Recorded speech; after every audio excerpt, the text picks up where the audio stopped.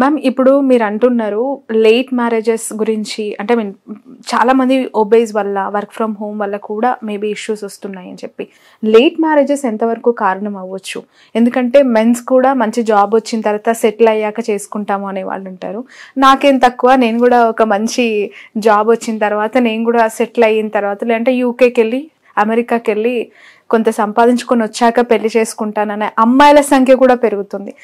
దీనివల్ల ఫ్యూచర్లో వాళ్ళకి ఎలాంటి డిస్టర్బెన్సెస్ ఉంటాయి? ఖచ్చితంగా శ్రావణి, ఇది అనుకున్నంత చిన్న ప్రాబ్లం కాదు.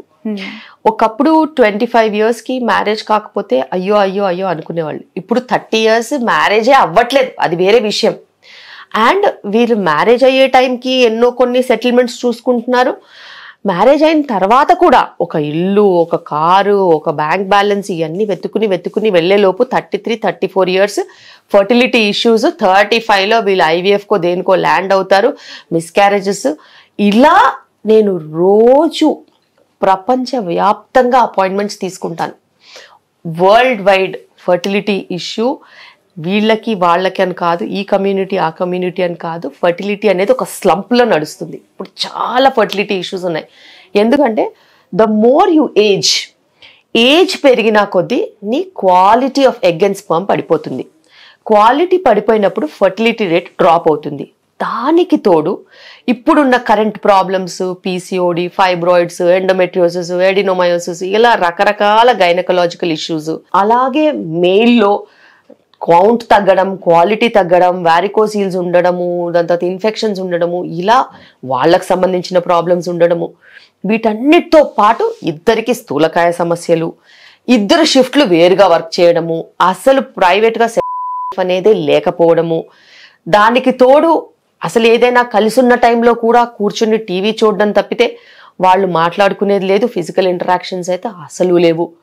సో ఇంత ఇంట్రికేట్గా మారిపోయిన కాంప్లెక్స్ సిచ్యువేషన్లో నువ్వు పెళ్ళి అనేదే కాన్సెప్టే చాలా రేర్ అయిపోతుంది కొద్ది రోజుల తర్వాత. దాని తర్వాత ప్రెగ్నెన్సీసా అంటే ఓ వీళ్ళు ప్రెగ్నెంట్ అయ్యారా అని అలా మాట్లాడుకునే పరిస్థితి వచ్చేలాగా ఉంది. ఎందుకంటే మన ఫర్టిలిటీ రేటు ఒకప్పుడు 2.2 అట్లా ఉండేది, ఒక స్కేల్ ఉంటుంది అనమాట, 2.2, 2.1 ఉండేది. ఇప్పుడు అది 1.6కి కూడా పడిపోయింది. It's a very alarming number. Okay, అంటే ఒక 10 years down the lane pregnant couples, young children will be very less. Okay. And to an extent that it is so alarming that ఏదో ఒక స్ట్రాటజీ అయితే ఖచ్చితంగా వేయాల్సిన పరిస్థితి అయితే వచ్చింది. ఎందుకంటే ఇఫ్ దిస్ గోస్ ఆన్ చాలా కష్టం. అండ్ ఒక్కటి గుర్తుపెట్టుకోవాలి, మీరు ఎంత ప్లానింగ్ చేసినా కూడా, ఎంత ఏం చేసినా కూడా, మీకు ఒకటి గుర్తుపెట్టుకోవాలి, మీ ఏజ్ పరంగా కొన్ని చేంజ్ అయిపోతాయి. అది మట్టుకు మీరు ట్రాక్లో ఉండాలి. బీపీలు, షుగర్లు వచ్చే ఏజ్లో మీరు పిల్లల్ని కంటా అంటే మరి అవి వచ్చిన తర్వాత వాళ్ళని పెంచేది ఎలాగా, వాళ్ళ బాగోగులు చూసేది ఎప్పుడు, వాళ్ళు ఎప్పుడు సెటిల్ అవుతారు, మీరెప్పుడు రిటైర్ అవుతారు, మరి ఇవన్నీ కూడా నిజంగా ఆలోచించాల్సిన విషయం. రైట్ మ్యామ్, ఒక రీజన్ మిమ్మల్ని అనాలిసిస్ చేయమని అడిగితే ఈ question, what is your answer? నిజంగానే పెళ్ళి అనే దాని మీద అంత ఇంట్రెస్ట్ చూపించకుండా career, job, settle after marriage అని అనుకునే వాళ్ళు ముందే అలాంటి లైఫ్కి పెళ్ళి కాకుండానే అలాంటి సోషల్ థింగ్స్ అంటే, లేదంటే పబ్ కల్చరు, లేదంటే అవుట్ ఆఫ్ కంట్రీస్లో ఉండి రిలేషన్లోకి వెళ్ళటము, అవన్నీ ముందుగా చూడటం వల్లనే మేబీ పోస్ట్పోన్ చేసుకుంటున్నారా? అది కూడా ఒక కారణం అంటారా? డెఫినెట్గా శ్రావణి, ఇది నువ్వు అనుకున్నంత చిన్న విషయం కాదు. ఇప్పుడు బేసిక్గా ఏంటంటే నాకు తెలిసిన దాంట్లో యంగ్ పాపులేషన్కి కొన్ని విషయాలు ఎడిక్ట్ చేశారు. Okay, they have got them addicted to certain cultures, whether it is alcohol, whether it is smoking, whether it is pub culture, whether it is movies, whether it is eating out, or whether it is enjoying for a holiday, or whether it is going for a holiday in a group, spending with friends. ఇట్లా ఎన్నో ఉండొచ్చు. ఇవన్నీ కూడా ఒక addiction లాగా చేశారు. Social norms కింద చేశారు, ఇది పియర్ ప్రెషర్ కింద చేశారు, దాన్ని ఒక స్ట్రాంగ్ ఫోర్స్ కింద క్రియేట్ చేశారు. మరి ఫోర్స్ అంతా సక్సెస్ అవ్వాలంటే ఏం చేయాలి? పని చేయాలి. మరి పని చేయాలి అని అంటే వాళ్ళు ఏం చేస్తున్నారు? ఇప్పుడు 9 to 5 జాబ్స్ చేస్తానని చాలా మంది ఇంజనీరింగ్ తీసుకున్నారు. ఎవరు 9 to 5 జాబ్స్ చేస్తున్నారు? ఎవ్వరు చేయట్లేదు. ఏ టైంలో పడితే ఆ టైంలో వాళ్ళకి వర్క్ ఇచ్చి వాళ్ళ మొహాన్ని డబ్బులు పడేస్తున్నారు. ఇప్పుడు వాళ్ళు ఎడిక్ట్ అయిన లైఫ్ స్టైల్కి వాళ్ళు కష్టపడి ఏ టైంలో పడితే ఆ టైంలో పనిచేసి ఏది దొరికితే అది తిని ఎలా పడితే అలా తయారయ్యి ఏ సైజుల్లో పడితే ఆ సైజుల్లో అయిపోతున్నారు.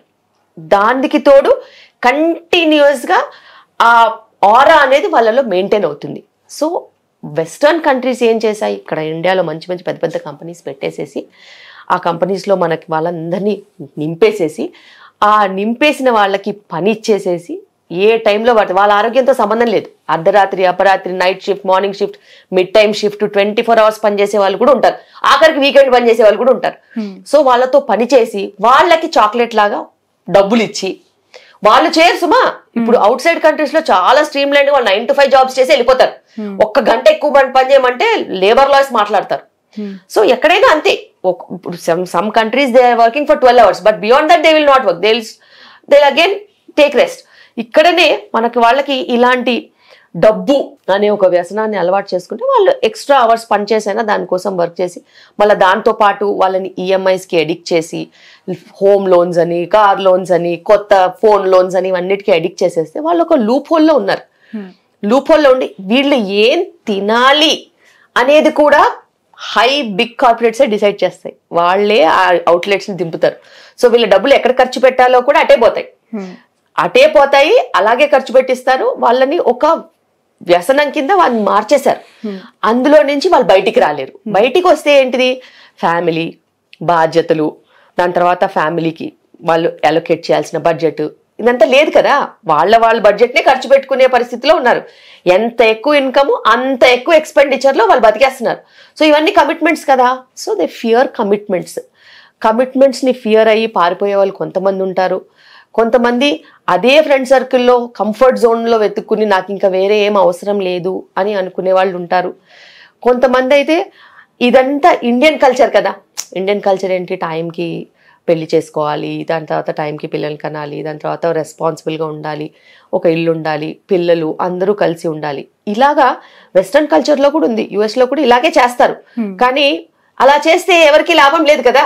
సో వీళ్ళందరినీ అలా మొబిలైజ్ చేసి అటు పెళ్ళికి పనికి రాకుండా అటు పిల్లలకి పనికి రాకుండా చేస్తే వాళ్ళ అటెన్షన్ అంతా పని చేయించుకోవడంలో చేయించుకోవచ్చు.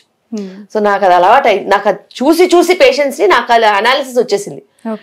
వీళ్ళు డబ్బులు ఎందుకు సంపాదిస్తారు, ఎవరి కోసం సంపాదిస్తారు, వాళ్ళ కోసం ఏం సంపాదించట్లేదు, మొత్తం వాళ్ళ డబ్బంతా బయట తిరుగుతుంటుంది. ఒకటి ఫుడ్, ఒకటి హాస్పిటల్, ఒకటి జిమ్ లేదా లగ్జరీస్ థింగ్స్. ఎగ్జాక్ట్లీ.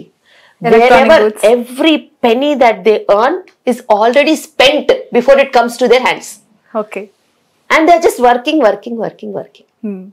అది.